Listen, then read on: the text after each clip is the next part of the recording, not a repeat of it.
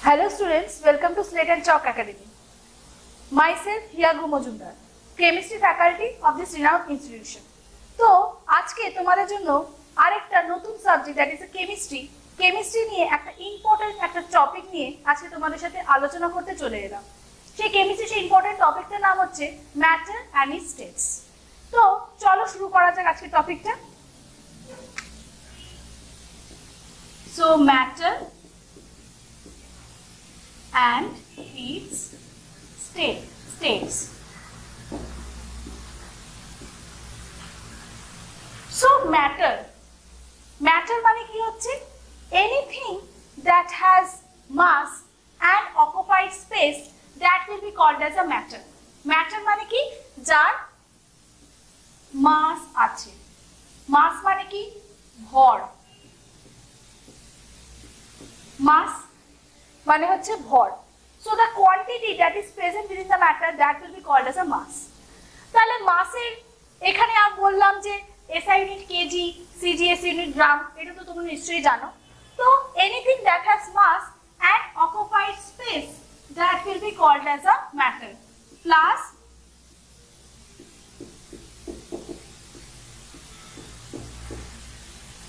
that will be called as a matter. তাকে আমরা কি বলে উঠতে পারছি? ম্যাটার। সো ম্যাটারের ক্ষেত্রে আমরা যদি ম্যাটারটাকে ব্রেক ডাউন করতে স্টার্ট করে দিই, মানে ভাঙতে শুরু করি, মানে ম্যাটার মানে কি পদার্থকে যদি আমরা ভাঙতে শুরু করি আমরা কি কি পাবো? তো ম্যাটারটাকে যদি ভাঙতে শুরু করি আমরা, তাহলে আমরা অনেকগুলো পার্টিকেল পাবো। ঠিক আছে? তো এই ম্যাটার কতগুলো ছোট ছোট কণা দিয়ে তৈরি, কণার একটা সমষ্টি, মানে এগ্রিগেশনস। সো এই ম্যাটারটাকে যদি ভাঙি তাহলে পার্টিকেল পাবো, পার্টিকেলটাকে যদি ভাঙি তাহলে মলিকিউল পাবো, অণু, যেটাকে আমরা বলি বাংলায় অণু, আর তাকে ভাঙলে অ্যাটম পাবো। তো এইখানে কেমিস্ট্রি ক্ষেত্রে অ্যাটমকে আমরা হচ্ছে সর্বশেষ বলে বলছি। কেন? তোমরা নিশ্চয়ই তোমাদের মনে কোশ্চেন আসবে, তো অ্যাটমটাকেও তো আমরা ভাঙতে পারি, প্রোটন, নিউট্রন আর ইলেকট্রন, সেটা তোমরা সবাই বলতে পারো। কিন্তু তুমি যদি অ্যাটমটাকে ভেঙে দাও, প্রোটন, নিউট্রন, ইলেকট্রনে, আমি কি বললাম, যদি অ্যাটমটাকে ভেঙে আমি তিনটে করলাম, প্রোটন, নিউট্রন আর ইলেকট্রনে ভাঙলাম, তাহলে দেখো, চিন্তা করে দেখো, একটা ধরো এক্সাম্পল বলছি তোমাদের, সোডিয়াম। ঠিক আছে? সোডিয়ামের এক্সাম্পল দিচ্ছি। সোডিয়াম মানে হচ্ছে Na, formula symbol of sodium is Na।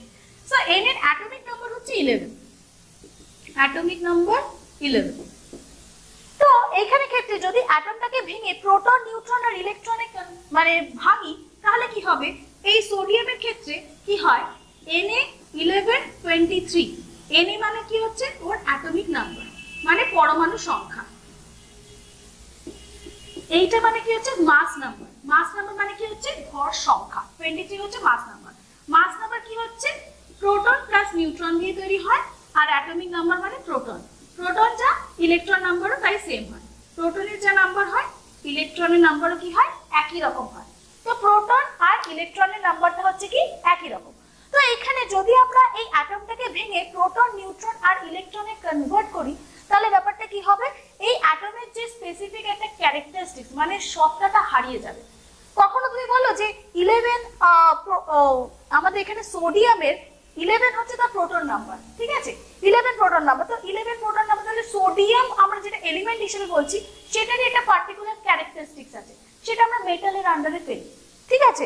তাকে আমরা মেটাল আনলে, কিন্তু যদি অ্যাটমটাকে তোমরা ডিভিজিবল করে দাও প্রোটন, নিউট্রন, ইলেকট্রনে, এটা থেকে কিন্তু তুমি আর ক্যারেক্টারিস্টিক্সটা পাবে না। সেই জন্য ম্যাটারটাকে পার্টিকেল, মলিকিউলস আর অ্যাটমে আমি সো নেক্সট যেটা আমি যাচ্ছি সেটা হচ্ছে, তো ম্যাটারের ব্যাপারে তো আমরা আজকে বুঝে গেলাম ফার্স্টে। এরপরে ম্যাটারটাকে আমরা ক্লাসিফাই করি কি কি ভাবে, সেটা আমরা এখন বুঝবো। কি? ম্যাটারটাকে আমরা প্রধানত দু রকম ভাবে ক্লাসিফাই করতে পারি। ম্যাটার, একটাকে বলবো ফিজিক্যাল ক্লাসিফিকেশন,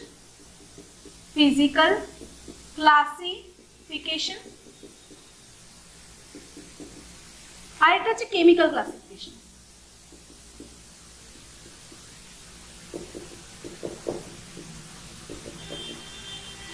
সো ফিজিক্যাল মানে হচ্ছে ভৌত ধর্ম, পদার্থের যে ভৌত ধর্ম, মানে সে কোন স্টেটে রয়েছে, সে কোন অবস্থায় রয়েছে, সে কি সলিডে রয়েছে, সে কি লিকুইডে রয়েছে, সে কি গ্যাসে রয়েছে।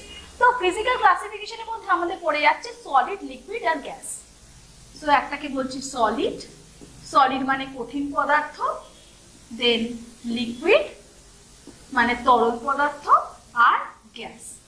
সলিড, লিকুইড, গ্যাস, এই তিনটে ভাগে ভাগছে। এরপরে আসছি আমরা কেমিক্যাল ক্লাসিফিকেশন। কেমিক্যালি মানে রাসায়নিক ভাবে আমরা বিভিন্ন রিঅ্যাকশনস এর মাধ্যমে কি করে ম্যাটারটাকে ক্লাসিফাই করব। কি কিভাবে হচ্ছে, একটা পিওর সাবস্টেন্স যার মধ্যে কোনো মিক্সচার নেই, ঠিক আছে, একদম একটাই এলিমেন্টস দিয়ে তৈরি হচ্ছে, সো পিওর সাবস্টেন্স, আর একটা হচ্ছে মিক্সচার, পিওরিটি মেইনটেইন করছে পিওর সাবস্টেন্স, ঠিক আছে। তো পিওর সাবস্টেন্স এর মধ্যে আমার আসছে এলিমেন্ট আর compound.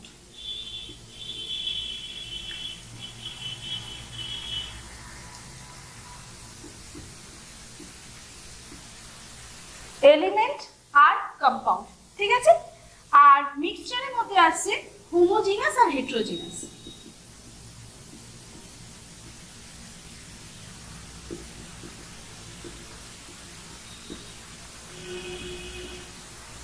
Homogeneous mixture, হেটেরোজিনাস mixture. Elements এর মধ্যে আসছে মেটাল, নন মেটাল আর মেটালয়েডস। কম্পাউন্ডস এর মধ্যে আসছে ইনঅর্গানিক কম্পাউন্ডস,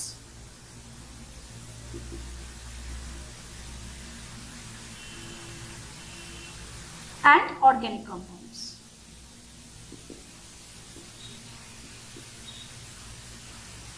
ঠিক আছে, তো কি বললাম, physical classification solid, liquid, gas আছে, পিওর সাবস্টেন্সের মধ্যে এলিমেন্ট আর কম্পাউন্ড। কম্পাউন্ড মানে বুঝতে পারছো, আর মিক্সচার, মিক্সচারটাকে বলে নি হোমোজিনাস আর হেটেরোজিনাস, মানে তাদের যে কম্পোজিশনটা একই রকম থাকে, সেম কম্পোজিশন থাকে, তাদেরকে বলে হোমোজিনাস মিক্সচার। ধরো তুমি এক্সাম্পল বললে যে তুমি একটা ওয়াটারের মধ্যে তুমি কি করলে, একটা সুগারকে ডিসলভ করালে, তাহলে sugar dissolve within the water, তাহলে সুগার কি হবে, ওয়াটারের মধ্যে কি হবে, গুলে যাবে, এবং গুলে গিয়ে একটা সেম ঘনত্বের একটা সলিউশন বা দ্রবণ তৈরি করবে, যেখানে পার্টিকেলগুলো সিমিলার নেচারের হয়, একই রকম ধরনের হয়। আর হেটেরোজিনাস মিক্সচারের ক্ষেত্রে তুমি ধরো নিলে একটা অয়েলকে ডিসলভ করলে ওয়াটারের মধ্যে, তো অয়েলগুলো কি হবে, এই ওয়াটারের মধ্যে সেপারেটেড হয়ে থাকবে। বা এক্সাম্পল বলতে পারি, তুমি জলের মধ্যে স্যান্ড দিয়ে দিলে, মানে বালি দিয়ে দিলে, তাহলে বালির জলের মধ্যে যে বালিটা দিলে, তাহলে বালি আর জল কি মিশে যাবে? Obviously not. তাহলে বালিগুলো এরকম থিতিয়ে নিচে পড়ে যাবে অদক্ষেপ হবে, আর জলটাও পড়ে থাকবে। তো এখানে কি হলো, এটা হলো হেটেরোজিনাস মিক্সচারের একটা এক্সাম্পল। তো নেক্সট হচ্ছে কম্পাউন্ড। কম্পাউন্ডের ক্ষেত্রে ইনঅর্গানিক এন্ড অর্গানিক কম্পাউন্ড তৈরি হয়। তো ইনঅর্গানিক কম্পাউন্ডস মানে যেসব কম্পাউন্ড আমাদের নন লিভিং পার্টিকেলস থেকে, নন লিভিং অর্গানিজম থেকে ফর্মেশন হয়, তাহলে আমরা বলতে পারি মার্বেল বা রকস থেকে যেগুলো আসে সেগুলো হচ্ছে ইনঅর্গানিক কম্পাউন্ডস এর এক্সাম্পল। তাছাড়া আমরা কার্বন, তারপরে অর্গানিক কম্পাউন্ডস এর ক্ষেত্রে মানে ইনঅর্গানিক মানে হচ্ছে অজৈব অণু, আর অর্গানিক কম্পাউন্ডস মানে হচ্ছে জৈব অণু। তো অর্গানিক কম্পাউন্ডস ক্ষেত্রে যেগুলো লিভিং অর্গানিজমস থেকে আসে, কি কি লিভিং অর্গানিজমস থেকে আসে অর্গানিক কম্পাউন্ডস এক্সাম্পল বলতে পারি, কার্বোহাইড্রেট,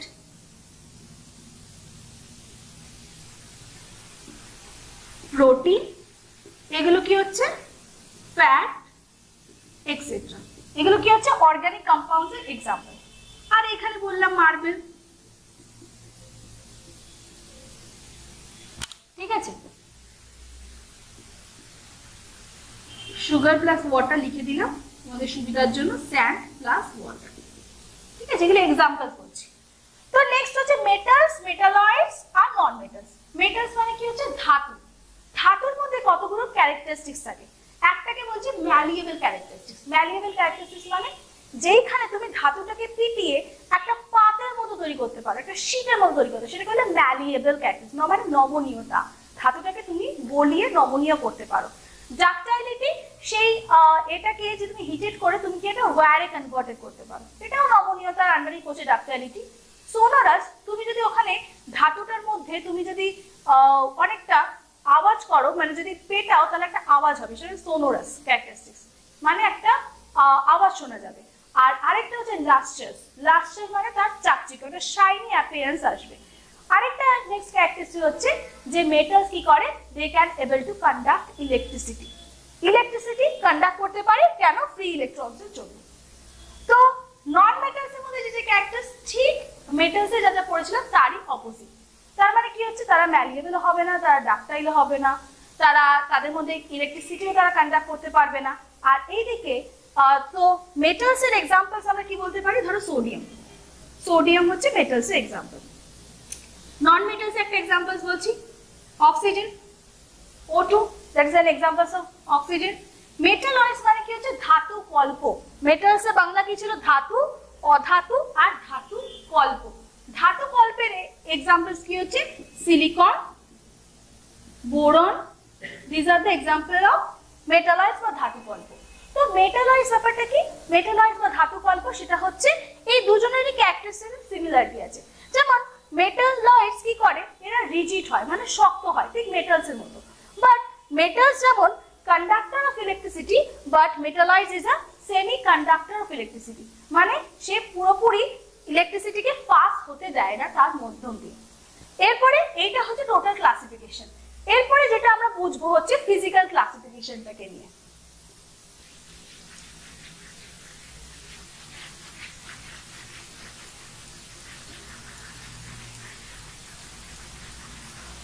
সো আমি শুধু ফিজিক্যাল ক্লাসিফিকেশনটাকে রাখছি, কেমিক্যাল ক্লাসিফিকেশনটাকে মুছে দিচ্ছি। ঠিক আছে, কি কি পড়েছিলাম ফিজিক্যাল ক্লাসিফিকেশনের মধ্যে, সলিড, লিকুইড আর গ্যাস। এইটা হচ্ছে ম্যাটারের তিনটে ইম্পর্টেন্ট স্টেটস। তো আরো দুটো ইম্পর্টেন্ট স্টেটস আছে যারা হচ্ছে এক্সট্রিম কন্ডিশন, মানে এক্সট্রিম টেম্পারেচার বা এক্সট্রিম ডেনসিটিতে, তাদের মধ্যে আরো দুটো স্টেট আছে, সেটা নিয়ে আমরা পড়বো, plasma and Bose Einstein condensation, that is BEC. সেটাকে মোটামুটি প্লাজমাটাকে ফোর্থ স্টেজ বলা হয়, বোস-আইনস্টাইন কনডেনসেশনকে ফিফথ স্টেজ অফ ম্যাটার বলে বলা হয়। তো কি বলছি, যে ফিজিক্যাল স্টেটের মধ্যে সলিড, লিকুইড এন্ড গ্যাস। তো সলিড ব্যাপারটা কি, সলিড জিনিসটা কি মানে একটা রিজিড টাইপের হয়। সলিড মানে কি হচ্ছে কঠিন, বাংলায় কি বলে, কঠিন বলে, কঠিন পদার্থ যেটাকে আমরা বলি, কঠিন পদার্থ। তো কঠিন পদার্থের ক্ষেত্রে, এর ক্ষেত্রে অবভিয়াসলি এটা ম্যাটারের আন্ডারে পড়ছে, তার মানে এর মাস থাকতেই হবে। মাস না থাকলে তাকে পদার্থই বলবো না বা ম্যাটার বলবোই না, যদি মাসই না থাকে।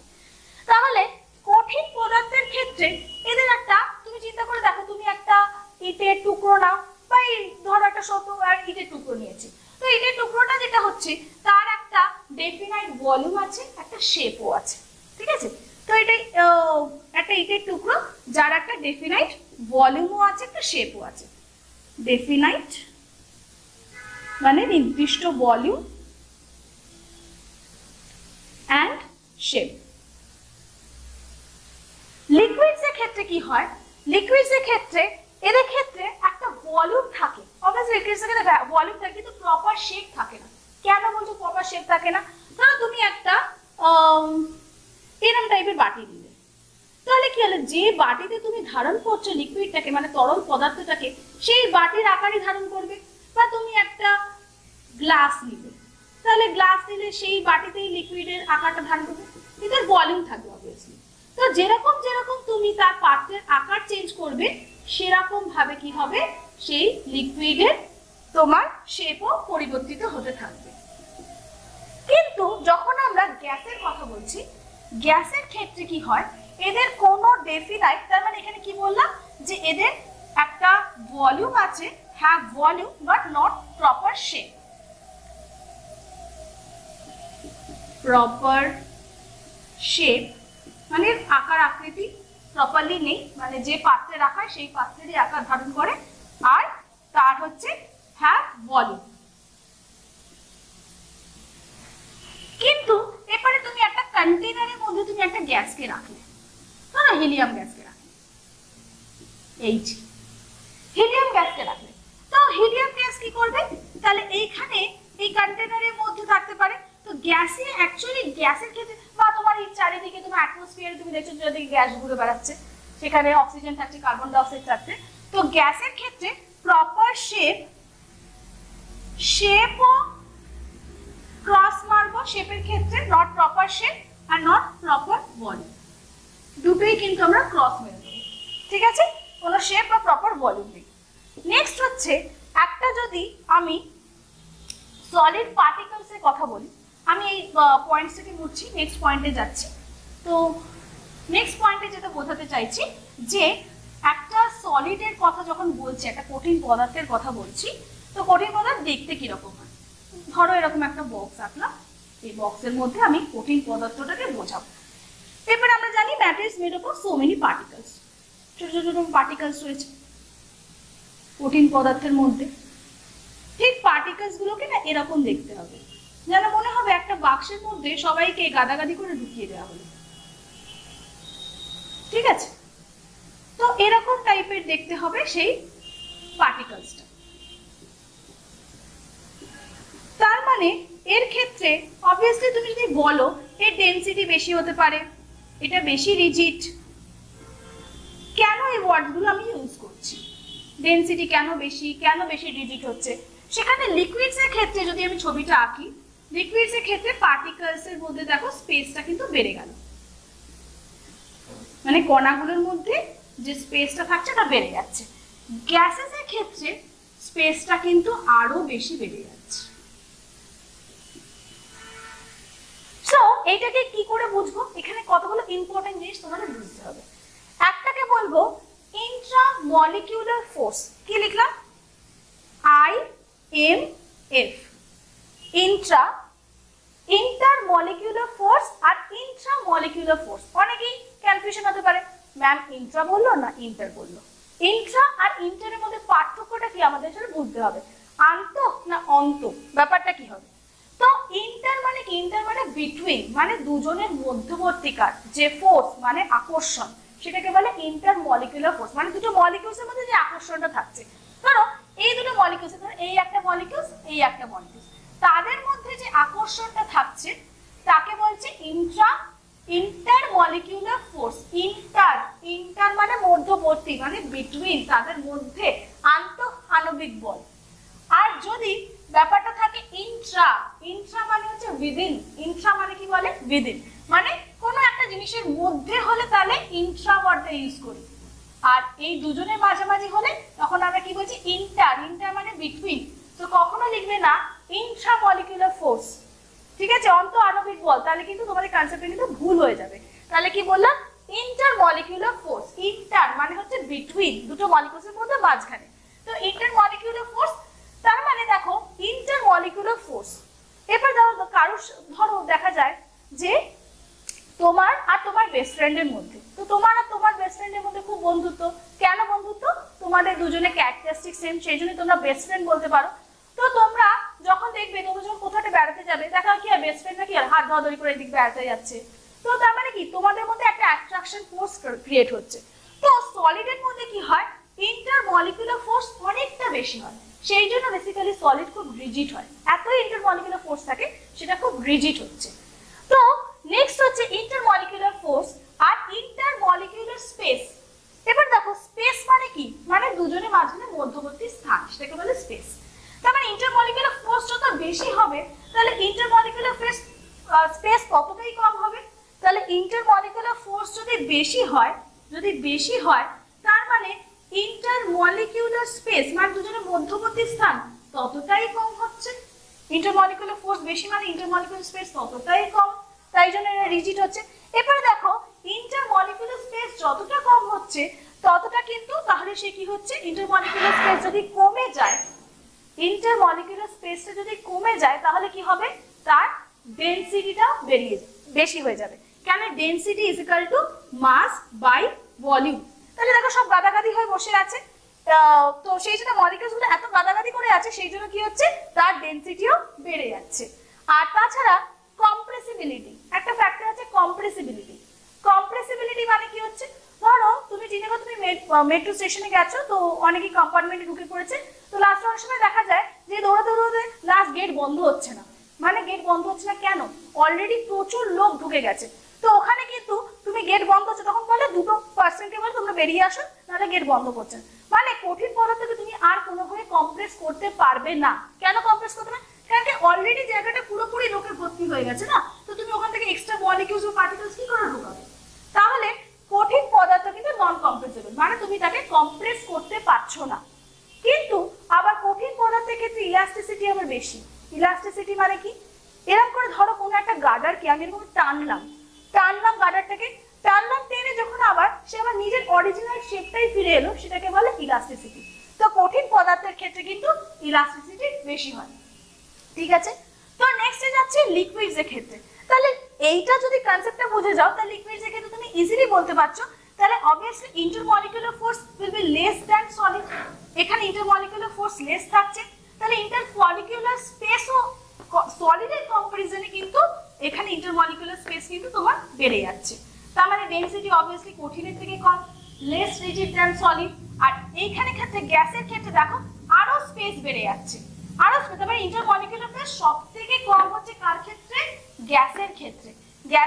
আর স্পেস সবথেকে বেশি ইন্টারমলিকুলার স্পেস গ্যাসের ক্ষেত্রে। তার মানে তুমি যদি এই ডায়াগ্রামটা মাথায় রাখো, তাহলে এই ডায়াগ্রামটা থেকে তুমি কিন্তু অনেকগুলো পয়েন্টস বলতে পারছো, যেটা কিন্তু পরীক্ষার জন্য খুবই ইম্পর্টেন্ট। পরীক্ষার ক্ষেত্রে ছোট ছোট প্রশ্ন আসে, কার ক্ষেত্রে স্পেস বেশি, কার ক্ষেত্রে ফোর্স বেশি, ইন্টারমলিকুলার ফোর্স কার বেশি, কে রিজিড হয়, কে ইলাস্টিক প্রপার্টি কার বেশি আছে, কার ইলাস্টিক প্রপার্টি নেই, কার শেপ আছে কার শেপ নেই, কার ভলিউম আছে কার ভলিউম নেই। তো এইটা একটা ইম্পর্টেন্ট কোশ্চেন।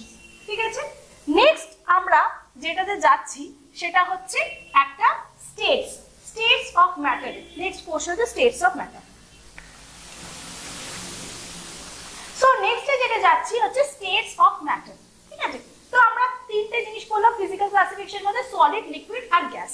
কি কি পড়লাম, solid, then liquid and then gas, এটা পড়লাম।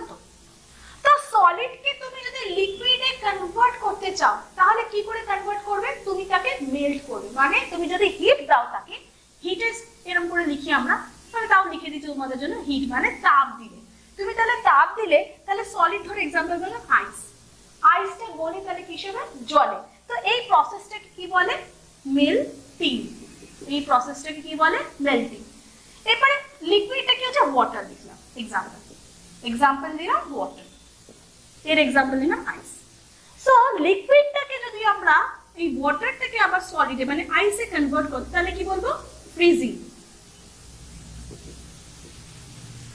ঠিক আছে, এটা হচ্ছে গলন, আর এটা কঠিনীভবন, আর এটা হচ্ছে গলন। মেল্টিং মানে গলন, গলে যাচ্ছে। আর কঠিনীভবন মানে কঠিন হচ্ছে, মানে ওয়াটার থেকে সলিডে আসছে। এরপরে লিকুইড থেকে গ্যাস, লিকুইড থেকে তুমি গ্যাস ভেপার বা ওয়াটার ভেপারে কনভার্টেড করছো। এক্সাম্পল ধরো বললাম ওয়াটার ভেপার। তাহলে ওয়াটার ভেপারে যখন কনভার্ট করছো, তাহলে সেই প্রসেসটা কি বলবো, ভেপারাইজেশন মানে বাষ্পীভবন।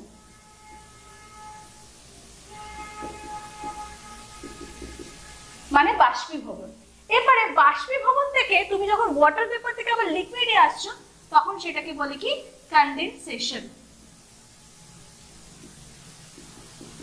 কনডেন্স করছো, কনডেনসেশন। নেক্সট যেটা আসছে, তুমি এক্ষেত্রে অনেক সময় দেখা যায় সলিড থেকে ডাইরেক্টলি আমি গ্যাসে যাচ্ছি, মানে কি হচ্ছে, লিকুইড স্টেটটাকে অ্যাভয়েড করে দিলাম, মানে স্কিপ করে দিলাম, মানে ওকে বাদ দিয়ে দিলাম, মানে সলিড থেকে ডাইরেক্টলি গ্যাসে যাচ্ছি। তাহলে সেটাকে কি বলে, সাবলিমেশন।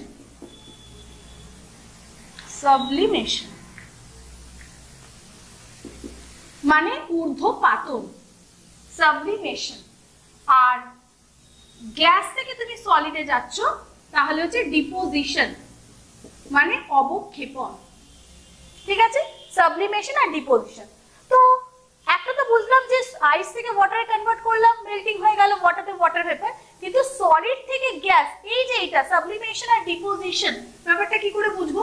সাবলিমেশন তুমি ন্যাপথলিন বা ক্যাম্ফোর, যেটাকে আমি কর্পূর বলি, ঠিক আছে, সেগুলোর ক্ষেত্রে দেখা যায় ড্রাই আইস একটা সাবলিমেশনের এক্সাম্পল। তো যেখানে কি করছো, সলিড থেকে ডাইরেক্টলি তুমি গ্যাসে যাচ্ছ, কি করছো, লিকুইডটাকে স্কিপ করে দিচ্ছ, ডাইরেক্টলি তুমি গ্যাসে চলে যাচ্ছ, সেটা কি বলছে, সাবলিমেশন।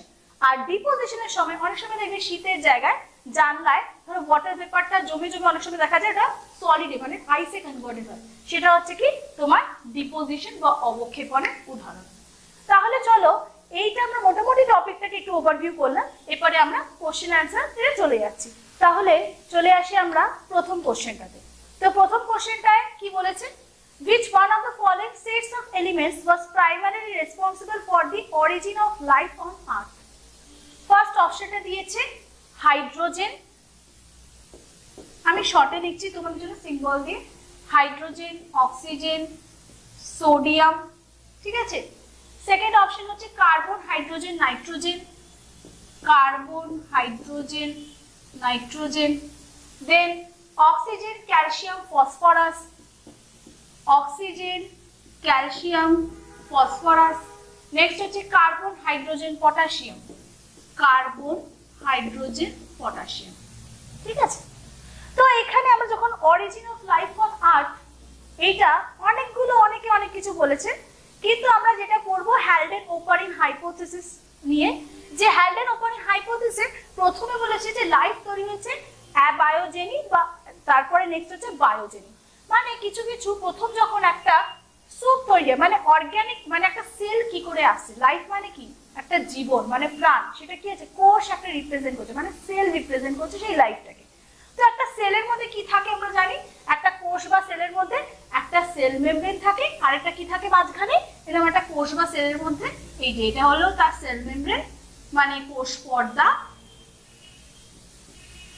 আর একটা ভেতরে থাকে তার জেনেটিক মেটেরিয়াল, তবেই তাকে কিন্তু আমরা সেল বলবো, ঠিক আছে।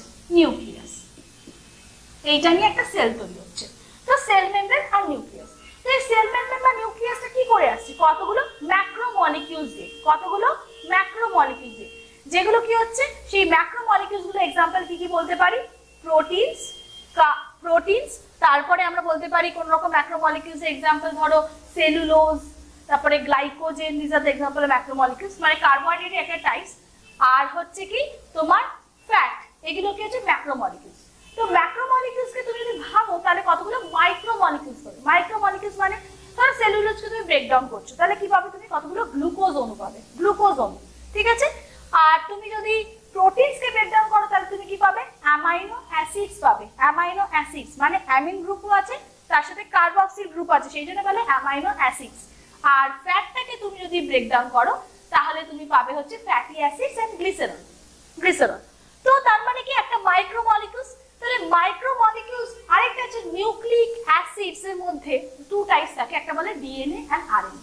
এই ডিএনএ আরএনএ টা কতগুলো নিউক্লিওটাইড দিয়ে তৈরি হয়, nitrogen base, sugar and phosphate group, ঠিক আছে, এটা হচ্ছে নিউক্লিওটাইড। তো নিউক্লিওটাইডকে যদি নিউক্লিক অ্যাসিডে ব্রেকডাউন করে তুমি নিউক্লিওটাইড পাবে। তো তার মানে কি বুঝতে পারছো, এটাতে আমরা বলছি তার মানে একটা তোমার বেসিক জিনিস লাগছে, সেটা হচ্ছে তোমার কার্বন।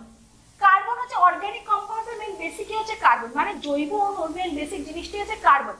কার্বন ছাড়া কিন্তু জৈব অণু হয় না, তার মানে এরকম একটা কার্বন থাকতে হবে। সিম্পল অর্গানিক কম্পাউন্ড তুমি নিশ্চয়ই জানো, মিথেন, মিথেন হচ্ছে সিম্পল অর্গানিক কম্পাউন্ড, CH4, কি বলছি methane, CH4 simple organic compound, তার মানে কার্বনও থাকছে, হাইড্রোজেনও থাকছে, ঠিক আছে। নাইট্রোজেন, নাইট্রোজেনটা কোথা থেকে আসছে, ধরো অ্যামাইনো অ্যাসিডস, অ্যামাইনো অ্যাসিডে যদি ফর্মুলা লিখি COOH, H, এখানে আমি লিখলাম NH2 দিলাম, NH2 একটা গ্রুপ থাকে অ্যামাইনো গ্রুপ, আর একটা থাকে কার্বক্সিলিক গ্রুপ, প্লাস এখানে ধরো হাইড্রোজেন বসালাম, আর এখানে অ্যালকাইল গ্রুপ মানে R গ্রুপ বসালাম, বা এখানে আমরা Hও বসাতে পারি। তো তার মানে অ্যামাইনো অ্যাসিডস এর মধ্যে অ্যামাইনো গ্রুপ আর কার্বক্সিলিক গ্রুপ এই দুটো থাকতেই হবে। তাহলে এখানে দেখো এখান থেকে নাইট্রোজেনটাও চলে এলো।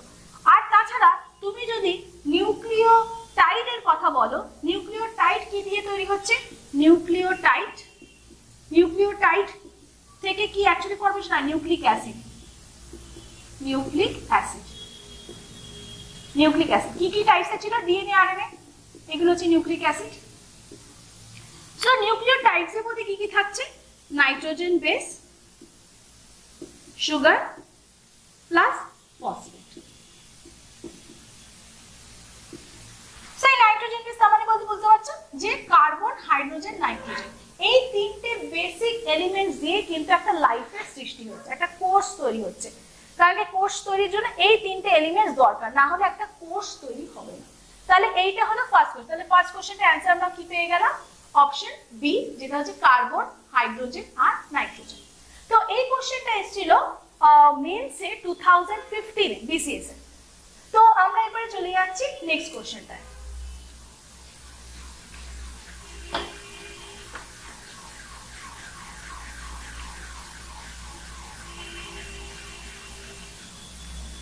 First question. সেকেন্ড কোশ্চেনটাই চলে যাচ্ছি। সেকেন্ড কোশ্চেনে কি আছে, which is the hardest material of the following? Corundum, aluminium oxide,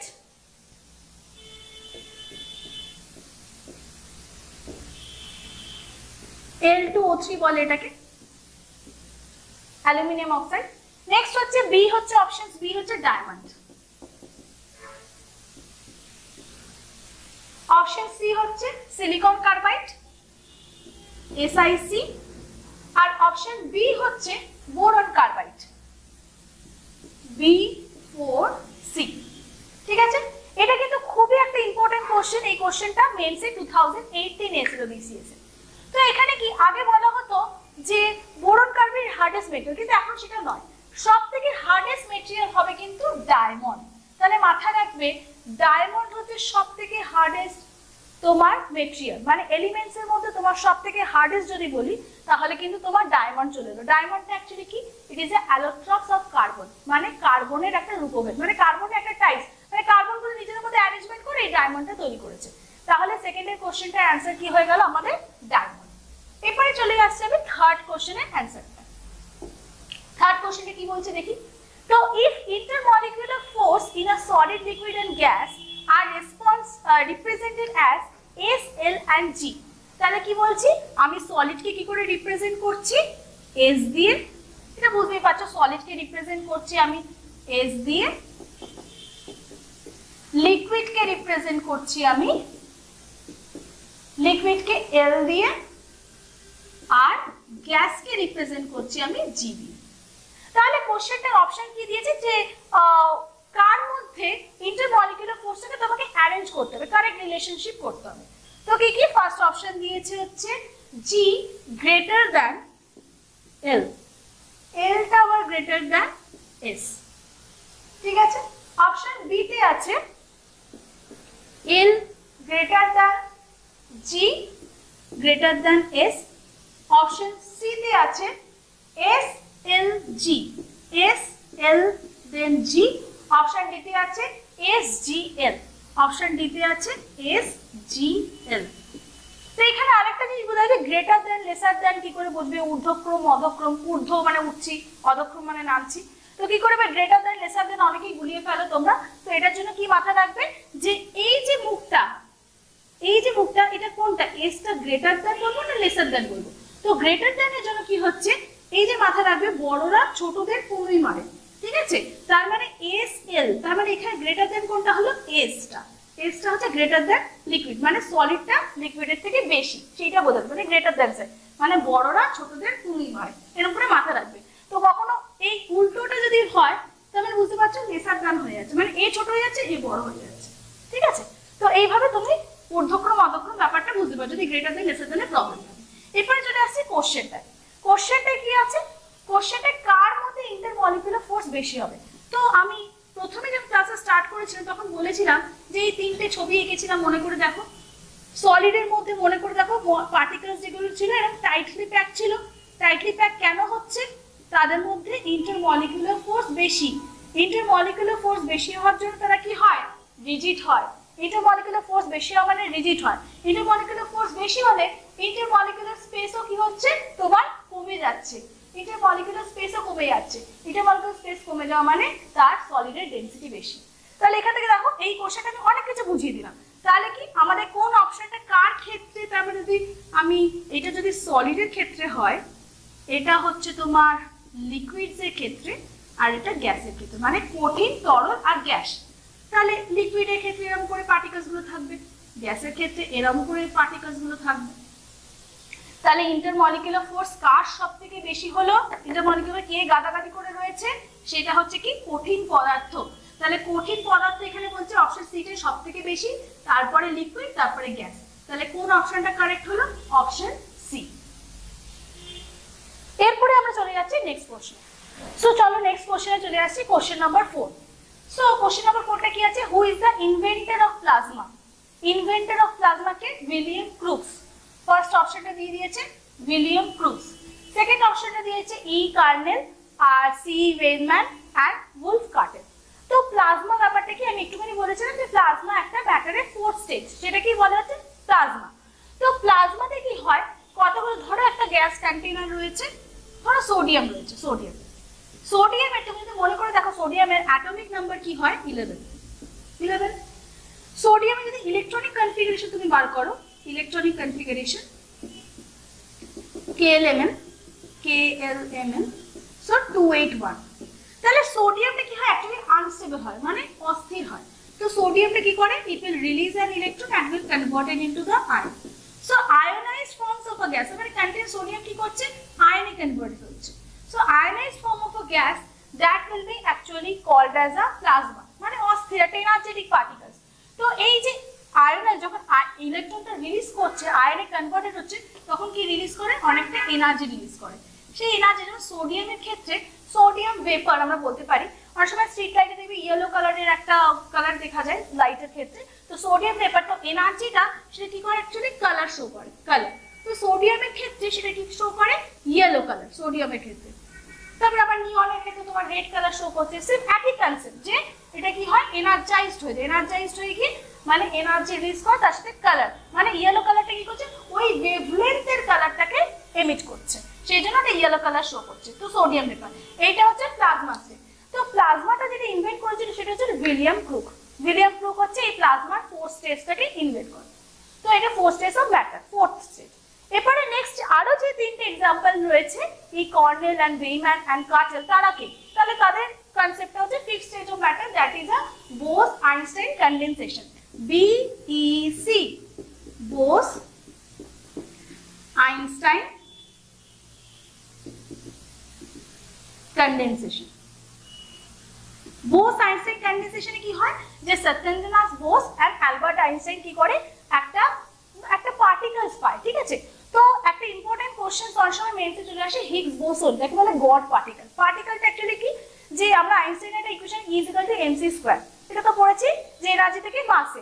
তো এখানে কি হয়, পার্টিকেলস গুলো কি করে, এমন একটা এনার্জি থেকে আমরা কি করে এটা পার্টিকেলস তৈরি করেছে, এনার্জি থেকে কি তৈরি করেছে, এটা পার্টিকেল। সেই পার্টিকেলটা একটা কম্পাউন্ড, এই যে বলছি প্রোটনের কথা বলছি, নিউট্রনের কথা বলছি, ইলেকট্রনের কথা, তাদের মধ্যে মাস আছে, মাস আছে। তো মাসটা সেটা কি করে এলো, সেই পার্টিকেল, যেটা পার্টিকেলটার নাম দিয়েছে boson particle, Higgs boson particles, ঠিক আছে। এটা মেন্সে কিন্তু অনেকবারই কোশ্চেন এসেছে, সেটা কিন্তু এলিমেন্টারি একটা পার্টিকেলস এর মধ্যে পড়ে। এরকম অনেকগুলো অপশন ছিল, তো তোমাকে চুজ করতে হতো একটা এলিমেন্টারি পার্টিকেলস। তো এটাও কিন্তু একটা ইম্পর্টেন্ট কোশ্চেন, আমি বলে দিলাম। তাহলে বোস আইনস্টাইন কনডেনসেশন, তো বোস আইনস্টাইন কনডেনসেশন, তো অ্যালবার্ট আইনস্টাইন দুজন মিলে একটা ফর্মুলা তৈরি করেছিল, একটা ম্যাথমেটিক্যাল ফর্মুলা। আর কনডেনসেশন মানে কি, তোমার যেখানে কুলিং এফেক্ট হচ্ছে, গ্যাসের কুলিং এফেক্ট, কারণে কনডেন্স হয়ে যাচ্ছে। তো এটাতে কি হয়, লো টেম্পারেচারে গ্যাসটা কি হয় অ্যাকচুয়ালি লিকুইডের দিকে, মানে কনডেনসেশনের দিকে। কত temperature, -270 degree Celsius temperature. Temperature কত, -273 ডিগ্রি সেলসিয়াস টেম্পারেচার। এই টেম্পারেচার লো ডেনসিটিতে কি হয়, সেটা সলিডটা আস্তে আস্তে কি হয়, লিকুইডের দিকে কনভার্টেড হতে চেষ্টা করে, যেটাকে আমরা কি বলি, কনডেনসেশন।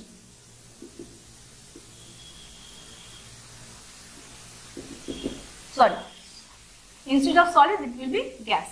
গ্যাসটা কি হয়, লিকুইডে কনভার্টেড হতে চেষ্টা করে, এটাকে বলছে কনডেনসেশন প্রসেস। গ্যাসটা কি হয়, লিকুইডে কনডেনসেশন, মানে গ্যাসের কুলিং এফেক্ট। কি বলছে, গ্যাসের কুলিং এফেক্ট, গ্যাসটা কুল হয়ে যাচ্ছে। এটা হচ্ছে বোস আইনস্টাইন ইকুয়েশন। তো বাকি যে তিনজন সায়েন্টিস্ট আছে, কর্নেল, বেইম্যান এন্ড কার্টেল, এরা কি করেছিল, 2001 এ একটা নোবেল প্রাইজ পেয়েছিল, এইটার সম্বন্ধে একটা এক্সপেরিমেন্টালি প্রুভ করে দেখিয়েছিল।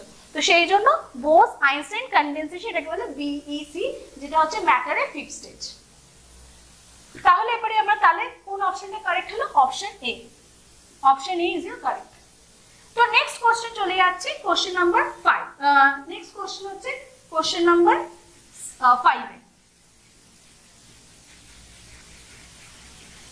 সো কোশ্চেন নাম্বার 5 এ যে কোশ্চেনটা আছে, আর dark purple compound used as antiseptic and disinfectant. Option দেওয়া আছে potassium nitrate KNO3, sodium thiosulphate Na2S2O3। তো potassium nitrate mainly gunpowder, মেডিসিনের ক্ষেত্রে ইউজ করা হয়। সোডিয়াম থায়োসালফেট তোমরা নেফ্রোজেনেটিক বা ফাঙ্গাল ড্রাগ। আর পটাশিয়াম পারম্যাঙ্গানেট KMnO4, এইটাই হচ্ছে অ্যাকচুয়ালি তোমার অ্যান্টিসেপ্টিক বা ডিসইনফেক্টেন্ট হিসেবে ইউজ করা হয়। কোন কম্পাউন্ডটা, option C, potassium permanganate KMnO4। এটা কিরকম একটা পার্পল কালারের হয়, পার্পল কালার। তুমি যদি এই পটাশিয়াম পারম্যাঙ্গানেটকে নিয়ে জলের মধ্যে তুমি যদি ডিসলভ করে পটাশিয়াম পারম্যাঙ্গানেটটা, আস্তে আস্তে জলের কালারটা কি হয়ে যাবে, পার্পল কালারের হয়ে যাবে, পার্পল কালারে হয়ে যাবে। মানে এই প্রসেসটা কি বোঝাচ্ছে, এই প্রসেসটা হচ্ছে ডিফিউশন, মানে the movement of a molecules from higher concentration towards the lower concentration, that will be called as a diffusion। মানে এখানে কনসেন্ট্রেশনটা হাই ছিল, আস্তে আস্তে সেটা ডিসলভ হয়ে জিনিসটা ভুলে যাচ্ছে। তাহলে মাথায় রাখবে এই কোশ্চেনটাও কিন্তু একটা ইম্পর্টেন্ট কোশ্চেন, যে পটাশিয়াম পারম্যাঙ্গানেট আমাদের কিন্তু অ্যান্টিসেপ্টিক, মানে কোন জায়গায় তোমার কেটে ফেটে গেল বা ডিসইনফেক্টেন্ট হিসাবে ইউজ করা হয়। অ্যান্টিফাঙ্গাল বা স্কিনে অ্যালার্জির ক্ষেত্রে আমরা কিন্তু পটাশিয়াম পারম্যাঙ্গানেট ইউজ করা হয়। আর ক্যালসিয়াম ফসফেট অপশন দিয়েছিল, সেটা মানে হচ্ছে একটা ফসফরিক অ্যাসিড বা ফার্টিলাইজার হিসেবে অনেক সময় ইউজ করা হয়। তাহলে তোমার ফিফথ এর ক্ষেত্রে অপশন সি হচ্ছে correct option, KMnO4 potassium permanganate. Next হচ্ছে question number 6, the most malleable metal. So most malleable metal এখানে কি হবে, প্ল্যাটিনাম, সিলভার, আয়রন আর গোল্ড। তো এখানে ক্ষেত্রে অপশন ডিটা হচ্ছে correct, that is your gold. Gold হচ্ছে সবথেকে ম্যালিয়েবল, তুমি ওকে তাড়াতাড়ি ইজিলি গলাতে পারছো, বলে একদম পাতে তৈরি করতে পারছো। তাহলে এবারে চলে যাচ্ছে আমরা নেক্সট কোশ্চেনটা, দ্যাট ইজ কোশ্চেন নাম্বার 7। চলো এবারে নেক্সট চলে আসছি কোশ্চেন নাম্বার 7। তো কোশ্চেন নাম্বার 7টা দেখি কি বলেছে, what is the term used to describe the phase change of the liquid to gas. তুমি কিসে কনভার্ট করছো, লিকুইডটাকে তুমি গ্যাসে কনভার্ট করছো। মানে এক্সাম্পল বলতে পারি ওয়াটারটাকে তুমি ওয়াটার ভেপারে কনভার্ট করছো। তাহলে তুমি কি করে ওয়াটারটাকে ওয়াটার ভেপারে কনভার্ট করবে, তুমি যদি এটাকে হিট করো তাহলে সেটা ওয়াটার ভেপারে কনভার্ট হবে। তাহলে সেটার ফার্স্ট অপশনটাই দেখতে পাচ্ছ, দেখো লেখা আছে বয়েলিং। বয়েলিং মানে হচ্ছে কি স্ফুটনাঙ্ক, মানে যে স্ফুটনাঙ্কে ওরা 100 ডিগ্রি সেলসিয়াস উষ্ণতা কি করে, জল ওয়াটার ভেপারে কনভার্টেড হয়। তো সেই বয়েলিংটা হচ্ছে তাহলে ফার্স্ট অপশন। তো সেকেন্ড অপশন গুলো বুঝতে পারছি, কনডেনসেশন হবে না, মেল্টিং হবে না, নান অফ দিস, কোনটাই হবে না। তো বয়েলিং হচ্ছে কারেক্ট অপশন। তো নেক্সট কোশ্চেন নাম্বার 8 এ চলে যাচ্ছি। কোশ্চেন নাম্বার 8 এ কি বলেছে, ড্রাই আইস মিন্স।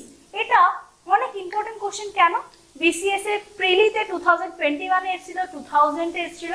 তো এটা খুবই ইম্পর্টেন্ট কোশ্চেন। কিন্তু এই কোশ্চেনটা কিন্তু কিসের সাথে রিলেটেড, সাবলিমেশনের সাথে রিলেটেড। সাবলিমেশন কি বলেছিলাম, যে সলিডটা তুমি ডাইরেক্টলি ভেপারে কনভার্ট করছো। সাবলিমেশনে কি বলেছিলাম, যে সলিড থেকে তুমি গ্যাসে কনভার্ট করছো। তো ড্রাই আইসটা কি, actually it is a basically একটা অনেকটা বরফের মতো দেখতে হয় একটা সলিড CO2। সলিড CO2 হচ্ছে ড্রাই আইস, সেটাকে তুমি কি করছো, ভেপারে কনভার্টেড করছো -78.5 ডিগ্রি সেলসিয়াস টেম্পারেচার উষ্ণতায়। তো তাহলে কারেক্ট অপশন কি হলো, ড্রাই আইসের ক্ষেত্রে সলিড CO2, বাকি অপশনস গুলো রং। তাহলে তোমার ড্রাই আইসের ক্ষেত্রে অপশন ডিটা হচ্ছে কারেক্ট, অপশন ডিটা হচ্ছে কারেক্ট, যেটা হচ্ছে কি সলিড CO2। সলিড CO2 হচ্ছে ড্রাই আইস বেসিক্যালি। নেক্সট চলে আসছে কোশ্চেন নাম্বার 9 এ। কোশ্চেন নাম্বার 9 এ কি বলেছে, which matters among the have highest elasticity, which matter among the have highest elasticity। Elasticity মানে কি, স্থিতিস্থাপকতা, মানে কোন একটা জিনিসকে তুমি টেনে বড় করছো আবার সেটা নিজের আকৃতি ফিরে পাচ্ছে। তো এখানে অপশন কি দিয়েছে, still, liquid, gas, all of them. Still হচ্ছে কি একটা কঠিন পদার্থ, যখন পড়িয়েছিলাম তখন মনে করে দেখো কঠিন পদার্থ বলেছে সবথেকে বেশি ইলাস্টিক। মানে কেন, ইন্টারমলিকুলার ফোর্সের জন্য সে কি করে, ট্রাই করে পুনরায় আবার নিজের আগের জায়গায় ফিরে যাওয়ার জন্য। তাহলে এখানে কি হবে, 9 এর ক্ষেত্রে অপশন এটা হচ্ছে কারেক্ট অপশন, যেটাতে কি দেওয়া আছে স্টিল। স্টিলটা হচ্ছে কারেক্ট অপশন, লিকুইড হবে না, গ্যাসও হবে না, আর অল অফ দেমও হচ্ছে না। এরপরে নেক্সট কোশ্চেন চলে যাচ্ছে কোশ্চেন নাম্বার 10। কোশ্চেন নাম্বার 10 এ কি আছে, একটা ম্যাথ দিয়েছে 10K is equals to 283 degree Celsius minus 263 degree Celsius, তারপরে 263 degree Celsius minus 283 degree Celsius. তাহলে এটা কি করে বুঝবো, আমরা কি জানি, Kelvin is equal to 273 plus Celsius. টেম্পারেচারের ইউনিট এগুলো বলছি, Kelvin scale, Celsius scale, Fahrenheit scale. Fahrenheit স্কেলের একটা formula C/5 is equal to F minus 32/9, এই একটা ফর্মুলা আছে। আর সেলসিয়াস স্কেলকে তুমি যদি কেলভিন স্কেলে কনভার্ট করতে তাহলে কি হবে, তোমাকে +273 অ্যাডিশন করতে হয়। তাহলে এখানে কোশ্চেনটাই দিয়ে দিচ্ছে 10k, তার মানে k এর জায়গায় তুমি বসালে 10k, মানে 10, ঠিক আছে। 273 প্লাস c, 273 প্লাস c, কারণ c লেখা, কারণ এটাই হচ্ছে তোমার আননোন, তোমাকে এটাই বার করতে হবে, ফাইন্ড আউট করতে হবে। তাহলে এখানে therefore c is equal to কি হবে, 10 minus 273, তাহলে কি হলো মাইনাস 263 ডিগ্রি সেলসিয়াস, মানে এইখানে ক্ষেত্রে 263 জাস্ট লিখবো। তাহলে therefore temperature will be, temperature কত হলো, তাহলে কি হলো আমাদের বলতে পারি যে টেম্পারেচার হলো মাইনাস 263 ডিগ্রি সেলসিয়াস। তাহলে এই ক্ষেত্রে কোন অপশনটা কারেক্ট হলো, তাহলে এই অপশনটা কারেক্ট হলো বি অপশনটা, option B is correct option. তাহলে এইখানেই আজকে আমাদের প্রশ্নোত্তর পর্ব শেষ হলো। তো তোমাদের যদি ভিডিওটা ভালো লেগে থাকে অবভিয়াসলি কমেন্ট করবে, কোনো রকম প্রবলেম থাকলে সেটাও ডেসক্রিপশন বক্সে লিখে জানাবে আমাদের, সেটা নিয়ে আমরা ডেফিনেটলি ভিডিও করব, পরবর্তী ভিডিও। আর তোমাদের যদি এই স্লেট অ্যান্ড চক একাডেমির এই চ্যানেলটাকে ভালো লেগে থাকে, আমার পড়ানো ভালো লেগে থাকে, আমি কি করে বোঝাচ্ছি, তোমরা যদি আমার সাথে আরো কমিউনিকেশন করতে চাও, আমাদের ক্লাস জয়েন করতে পারো, ডাইরেক্টলি এসে আমাদের সাথে কমিউনিকেট করতে পারো, আমার সামনাসামনি বসে তুমি চ্যাপ্টারটা বুঝতে পারো এবং ডাইরেক্টলি আমাকে প্রশ্নও করতে পারো, সেরকম যদি তোমরা স্কোপ চাও তাহলে তোমরা এই স্লেট অ্যান্ড চক একাডেমিতে জয়েন করতে পারো। এখানে অফলাইন ক্লাস অনলাইন ক্লাস দুটোই অ্যাভেলেবেল, আমাদের ওয়েবসাইট আছে, আমাদের ইনস্টাগ্রাম আছে, তোমরা সেখানে ফলো করতে পারো। তাহলে আজকের ভিডিওটা আমরা এখানেই শেষ করছি। Thank you so much.